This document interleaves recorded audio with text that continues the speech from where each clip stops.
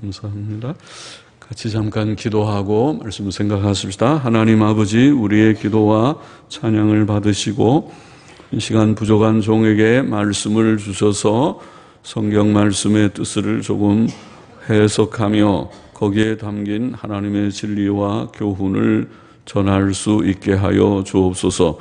예수님의 이름으로 기도하옵나이다. 아멘. 자, 다섯째 날, 지난번에 좀 마저 못했는데 좀 보십시다.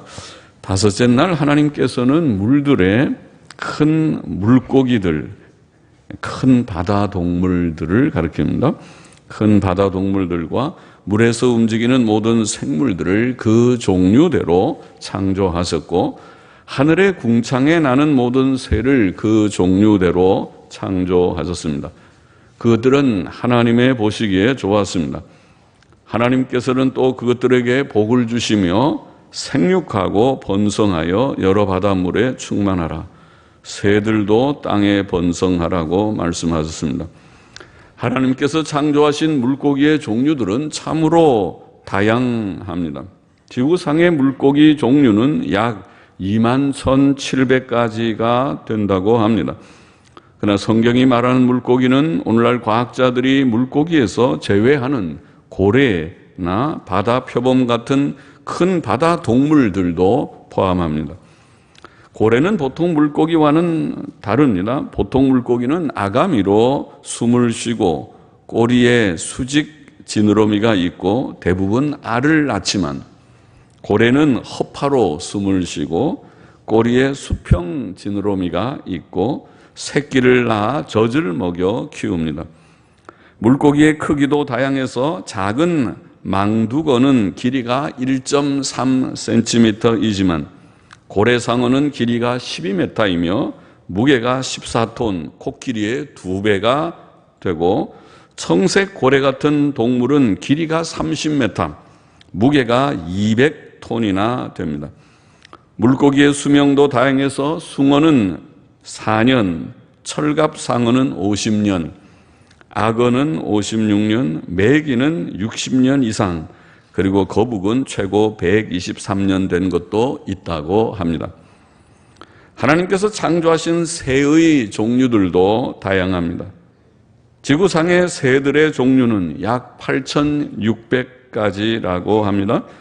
크기가 5cm, 무게가 3g밖에 안 되는 벌새 같은 작은 새도 있고, 키가 2.4m, 무게가 140kg이 되는 타조 같은 큰 새도 있습니다. 타조는 알도 1.4kg 정도나 됩니다. 또한 7,600m가 넘는 히말라야 산맥을 넘는 기러기 같은 새도 있고, 먹이를 잡으려고 내려올 때 시속 320km 이상으로 빠르게 내려오는 송골매 같은 새도 있고, 북극 제비갈매기 같이 북극에서부터 남극까지 17,700km를 나는 새도 있습니다. 또 수명이 긴 새도 있는데, 타조는 수명이 50년이고 까마귀는 수명이 69년이라고 합니다. 자, 오늘 여섯째 날 24절 말씀 보십시다. 하나님께서는 여섯째 날 땅 위의 생물들을 창조하셨습니다. 본문은 땅 위의 생물들을 세 부류로 말합니다. 첫째는 가축이고, 둘째는 기는 것이고, 셋째는 땅의 짐승입니다. 첫째 부류인 가축은 소, 양, 염소, 말, 나귀, 낙타, 돼지, 개, 고양이, 토끼 등 집에서 기르는 동물들을 가리킵니다. 둘째 부류인 기는 것에는 많은 것들이 포함됩니다. 과학자들은 기는 동물, 소위 파충류 동물을 약 6,000종으로 봅니다. 물론 그것에는 악어나 거북처럼 물에서 사는 것들도 포함됩니다.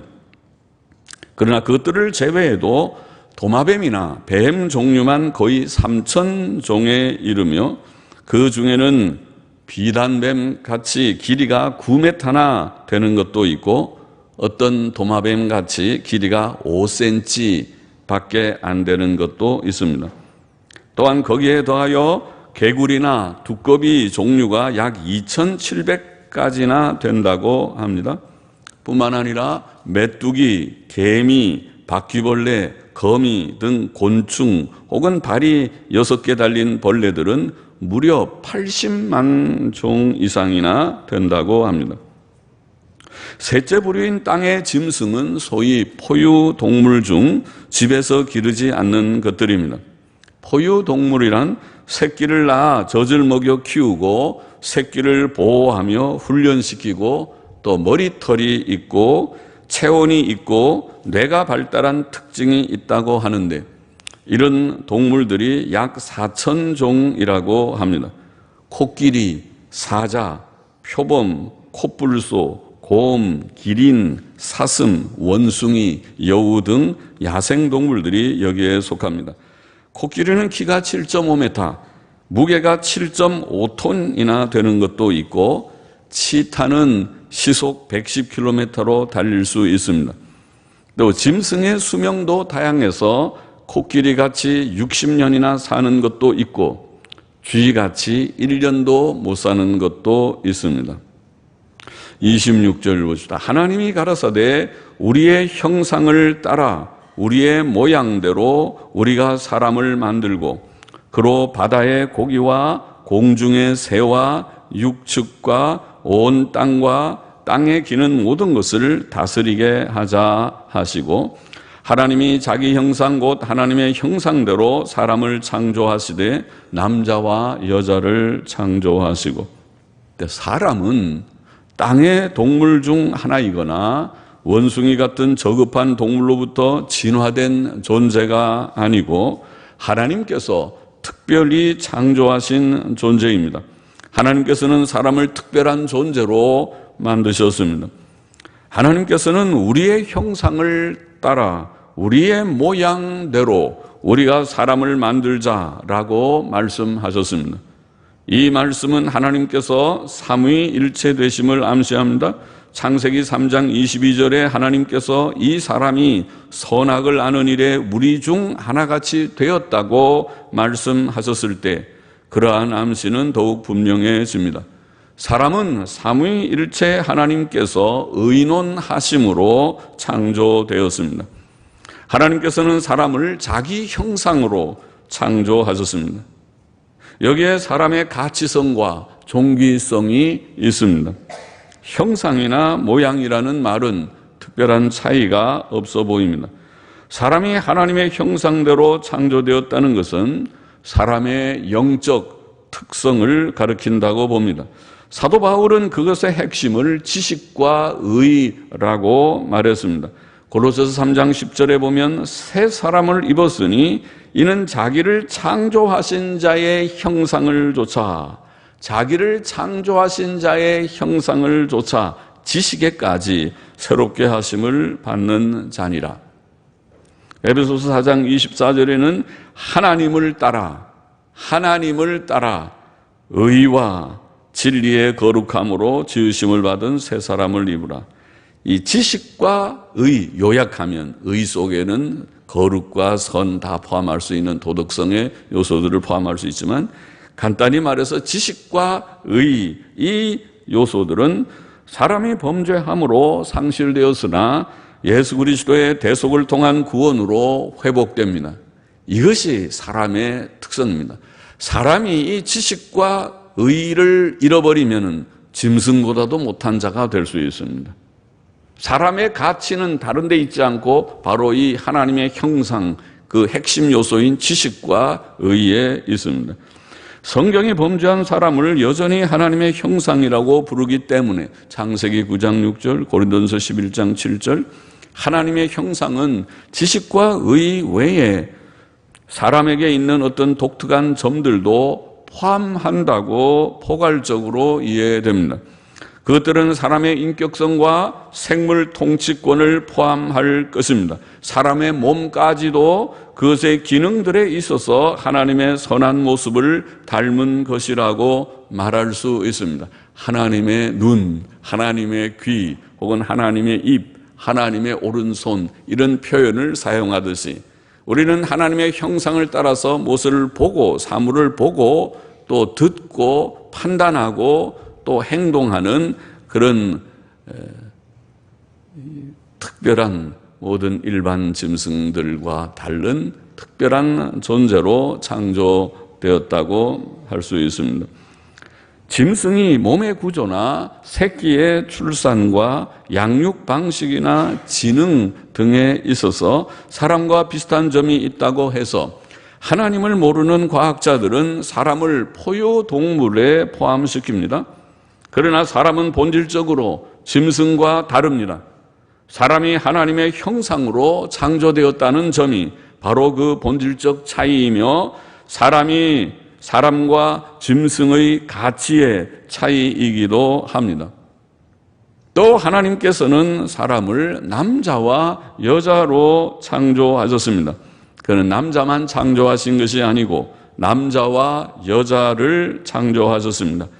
사람과 생물들을 암수로 만드신 것은 하나님의 창조의 방식이었습니다.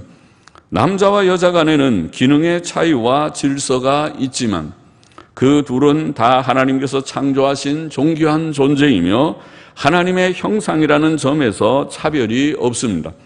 그러므로 그들이 하나님께 받아 누리는 복과 영광은 동등합니다. 28절 보시다. 하나님이 그들에게 복을 주시며 그들에게 이르시되 생육하고 번성하여 땅에 충만하라. 땅을 정복하라. 바다의 고기와 공중의 새와 땅에 움직이는 모든 생물을 다스리라 하시니라. 자, 하나님께서 사람을 남녀로 창조하신 1차적 목적은 출산에 있었습니다. 출산은 하나님의 복이었습니다. 하나님께서는 그들에게 복을 주시며 그들에게 생육하고 번성하여 땅에 충만하라고 말씀하셨습니다.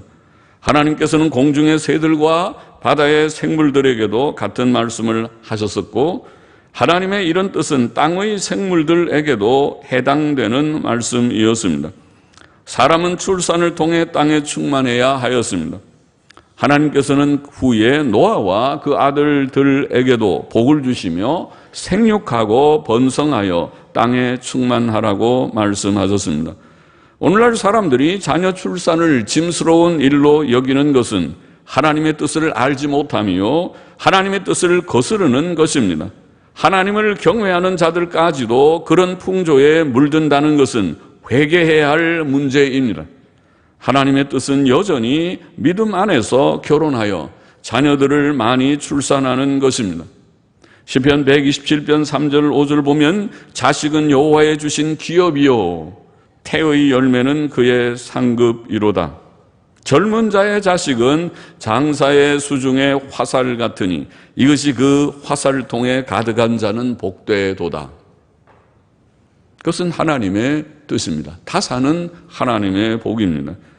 하나님께서 사람을 창조하신 목적은 궁극적으로는 하나님의 영광을 위하고 그를 찬송하며 살게 하시기 위함이지만 1차적으로는 본문의 말씀대로 땅을 정복하고 바다의 고기와 공중의 새와 육축과 온 땅에 기는 모든 것을 다스리게 하시기 위함이었다고 본문은 말합니다. 땅을 정복하라는 명령은 흔히 문화 명령이라고 불립니다. 문화라는 말 속에는 인간의 삶의 물질적, 정신적 모든 부분들이 다 포함됩니다. 인류의 역사는 하나님의 그 명령을 수행해온 과정이라고 할 수 있습니다. 이것은 오늘날 고도로 발달된 과학과 인터넷 문명까지도 포함합니다. 오늘날 땅의 개발을 반대하고 환경 보존만을 주장하는 자들은 하나님의 뜻을 거스릅니다. 개발은 땅을 정복하는 일입니다. 단지 우리는 그 개발이 다른 이들에게 해를 주는 개발이 되지 않도록 조심할 필요가 있을 뿐입니다. 어려운 일일 것이지만 사람은 생태계 파괴를 최소화하고 자연 환경을 고려하면서 땅을 정복해야 할 것입니다. 또 사람은 생물들을 다스려야 하였습니다.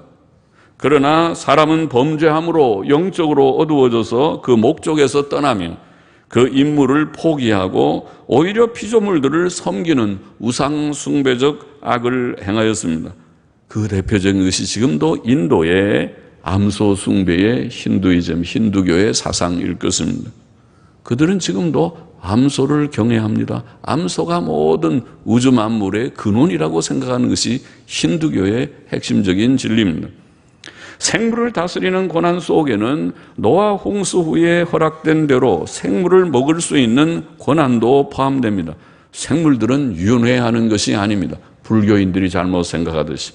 생명을 죽이는 것은 하나님께서 허락하여 하신 바이므로 금지할 일이 아닙니다. 살생을 금하는 것은 하나님의 뜻을 알지 못하는 생각입니다. 우리는 가축이나 물고기를 감사함으로 잡아 먹을 수 있습니다. 29절을 보십시다. 하나님이 가라사대 내가 온 지면에 씨 맺는 모든 채소와 씨 가진 열매 맺는 모든 나무를 너희에게 주노니 너희 식물이 되리라. 또 땅의 모든 짐승과 공중의 모든 새와 생명이 있어 땅에 기는 모든 것에게는 내가 모든 푸른 풀을 식물로 주노라. 아마 이것은 정확한 번역이 아닙니다. 영어 성경처럼 차라리 푸른 채소, 옛날 영어 성경처럼 혹은 푸른 어떤 그 식물, 이렇게 근래의 영어 성경처럼 번역하는 것이 정확합니다.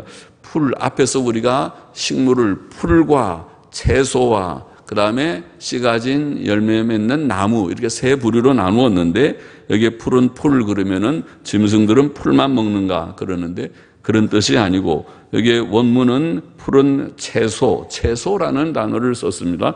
그러므로 이것은 풀과 씨 맺는 채소, 앞에 말한 세 종류 중에 첫 번째, 두 번째 종류를 포함하는 뜻이라고 보입니다. 푸른 채소, 그것이 동물들에게 주어진 식물이었습니다. 음식이었습니다. 식물들은 하나님께서 모든 짐승과 새와 땅에 기는 것에게 주신 원래의 양식입니다.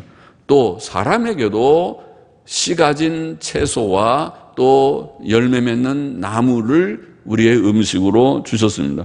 그렇다면 본래 모든 동물은 초식동물이었습니다. 동물의 일부가 육식동물이 된 것은 인류가 타락하고 세상이 악화된 이후, 특히 노아 시대의 홍수 심판 이후이었던 것 같습니다. 사람이 생명체를 잡아먹는 것은 짐승을, 가축을 잡아먹든지 또 물고기를 잡아먹든지 하는 잡아먹는 것, 생명체를 잡아먹는 것도 노아 홍수 이후에 된 일이니까 그 전에는 우리가 식물만 먹었던 것입니다. 창조된 만물은 하나님 보시기에 매우 좋았습니다. 창세기 1장에는 하나님의 보시기에 좋았더라는 말이 7번 나오는데 그 중에 31절은 하나님께서 그 지으신 모든 것을 보시니 보시기에 심히 좋았더라고 증거합니다. 창조된 세상, 하늘과 땅, 산들과 들판, 바다와 강들과 호수들, 들의 식물들, 공중의 새들, 물속의 생물들, 땅의 동물들은 다양하고 매우 다양하고 아름답습니다. 색깔도 아름답습니다. 사람의 마음의 지혜와 사랑도 아름답습니다. 모든 피조 세계 중에 가장 하나님의 탁월한 작품과 같은 인간은 참 아름답습니다. 사람이 악하지만 않다면 사람처럼 지혜롭고 영특하고 어린아이들을 보십시오. 어릴 때 나오면 다 천재 같잖아요. 말도 얼마나 똑똑 떨어지게 잘하고 저렇게 똑똑한 아이가 어떻게 났을까 싶은, 사람은 아름답고 훌륭한 그런 하나님의 피조물이었고 입니다. 거기에는 아직 죄가 없었습니다. 눈물도 고통도 죽음도 없었습니다.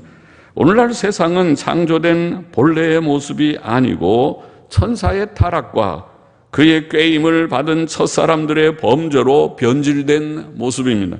하나님께서 본래 만드신 세계는 진선미의 세계이었습니다. 천국의 영광은 그 이상일 것입니다. 오늘 본문의 교훈은 무엇입니까? 첫째로 하나님께서는 땅의 생물들을 각기 종류대로 만드셨습니다. 오늘날 많은 사람들은 진화론을 믿습니다. 진화론은 세상에 처음부터 물질이 있었고 물질에서 생명체가 생겼고 단순한 생명체로부터 복잡한 생명체로 진화해 왔다고 말합니다. 그러나 진화론에 대한 확실한 증거는 없습니다. 진화론은 무신론적 사상이요, 허무한 사상이요, 비도덕적 사상입니다. 진화론에는 사람의 의미와 가치가 없고 도덕적 선과 의의 근거도 없습니다. 거기에는 사람과 짐승들 간의 본질적 차이가 없습니다. 창세기 1장은 하나님께서 천지 만물을 창조하셨음을 선포합니다. 본장은 하나님께서 모든 생물들을 각기 종류대로 창조하셨음을 증거합니다. 그것은 진화론의 잘못을 단번에 증거합니다. 하나님의 창조 사역은 존재 세계의 시작이었습니다. 하나님께서는 세상을 창조하셨습니다. 둘째로 사람은 하나님의 형상대로 창조되었습니다. 그것은 사람에게 주신 지혜와 지식, 의와 선, 그리고 땅을 정복하고 생물들을 다스리는 것을 포함합니다. 그러나 사람은 땅을 정복하고 생물들을 다스리는 일은 어느 정도 해왔지만 지혜와 지식, 참된 의와 선은 잃어버렸고 생물들을 다스리는 일도 때로는 생물들을 섬기는 우상 숭배의 무지한 행위로 나타났습니다. 물론 인간에게는 양심이 있고 약간의 도덕성이 남아 있지만 세상과 사람의 본성은 매우 죄악되고 악화되었습니다. 여기에 하나님의 구원과 구주 예수 그리스도의 복음의 필요성이 있습니다. 사람은 죄 사함을 받아야 됩니다. 의롭다 하심을 얻어야 됩니다. 거룩해져야 합니다. 하나님의 형상의 본래 모습을 회복해야 합니다. 그것이 구원입니다. 교회는 이렇게 깨닫고 구원받은 자들의 모임입니다. 여러분 가운데 아직도 구원받지 못한 자는 없습니까? 하나님을 모르고 허무한 이 세상에서 그저 조금 아는 지식이 진화론, 아무런 확실한 증거가 없는 지란 허무한 진화론 사상에 물들어 있는 분은 없습니까? 돌아오시기를 바랍니다. 하나님께로 돌아와 창조의 하나님을 바로 깨닫고 하나님께로 돌아와 우리가 구원을 얻고 새 삶을, 인간의 본래의 모습, 하나님의 형상으로 창조된 본래의 모습으로 회복되는 구원의 회복을 얻게 되어야 하겠습니다. 셋째로 창조된 세상은 하나님의 보시기에 심히 좋았습니다. 이것은 창세기 1장에 7번 언급된 사실입니다. 본래의 세상에는 평안과 기쁨이 넘쳤을 것입니다. 땅에 가시덤불과 엉겅퀴가 난 것은 사람이 범죄한 이유였습니다. 생물 세계도 악화되어 다른 생명체가 다른 생명체를 잡아먹는 이 동물의 세계에서 왕이라고 하는 사자 같은 그런 맹수가 다른 순진하게 보이는 짐승들, 사슴이나 노루나 이런 착하게만 보이는 그런 짐승들을 커서 사정없이 목을 물어뜯어서 잡아먹는 일종의 깡패죠. 인간사회에서 말하면 깡패 같은 그런 사나운 일이 생긴 것은 인간이 범죄한 이후에 이 세상이 악화되면서 되어진 일입니다. 천국에 올라가면 그렇지 않을 것입니다. 성경에 나와 있는, 이사야서에 나와 있는 대로 그런 사자와 어린 양이 함께 장난치며 놀 수 있는, 같이 더불어 살 수 있는 그런 낙원의 세계, 낙원이 펼쳐질 것입니다. 인간 사회는 더욱 악화되었습니다.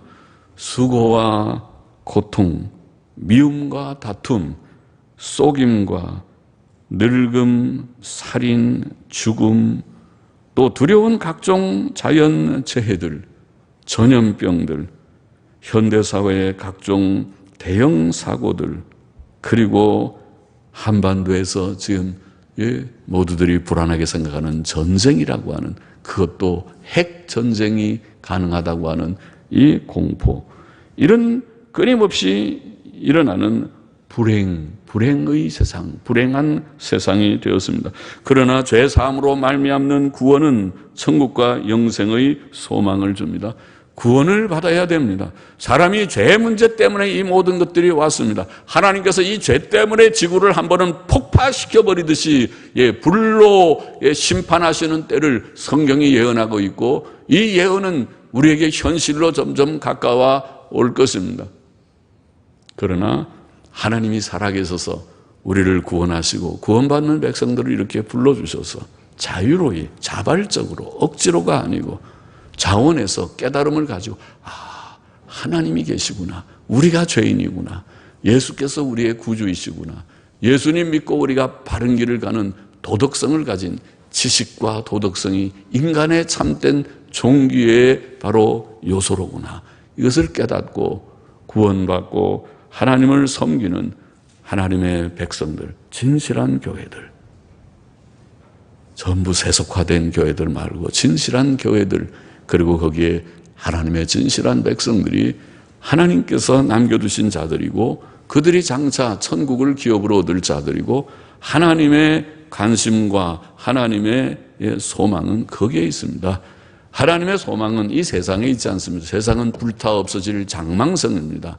하나님의 소망은 주의 피로, 아들 예수 그리스도의 피로 구속받은 저와 여러분, 하나님의 진실한 백성들, 그 뜻대로 하나님을 바로 알고, 이제 알겠습니다, 근본을 알겠습니다, 창조의 하나님, 섭리의 하나님께로 돌아갑니다 하고 주께로 돌아와 주님을 섬기는 그들에게 소망이 있고, 그들이 하나님이 예비하신 영광의 새 세계의 기업을 물려받는 상속자들입니다.